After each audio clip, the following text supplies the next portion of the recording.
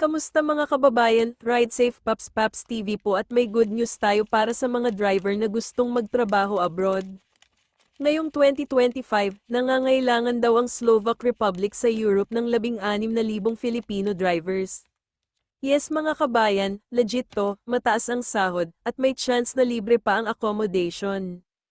Ang Slovakia ay isa sa mga bansa sa Europe na kulang sa mga drivers ngayon, lalo na sa mga truck drivers, delivery, at company drivers. Ayon sa mga job postings, ang sahod ay nasa €900 hanggang €2,000 per month, depende sa experience mo. Ibig sabihin mga ₱54,000 hanggang ₱130,000 kada buwan, mga kabayan. Usually, hinahanap nila valid driver's license, professional or international.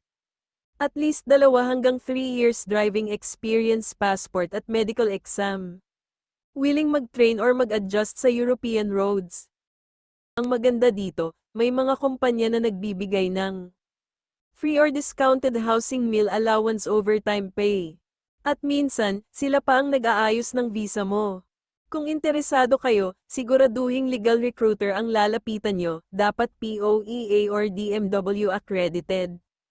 Punta lang kayo sa official website ng workabroad.ph o dmw.gov.ph at i-search nyo Slovakia driver.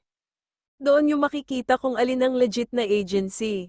So ayan mga kabayan, kung ikaw ay isang driver at gusto mo ng mas magandang kinabukasan sa Europe, ito na ang chance mo. Don't forget to like, share, and subscribe para sa more OFW updates at job opportunities abroad. Comment nyo rin kung gusto nyong gumawa ako ng step-by-step guide kung paano mag-apply. Comment below, gusto mo bang magtrabaho sa Slovakia? O may tanong ka tungkol sa requirements, ilalagay ko rin sa description ang mga legit links.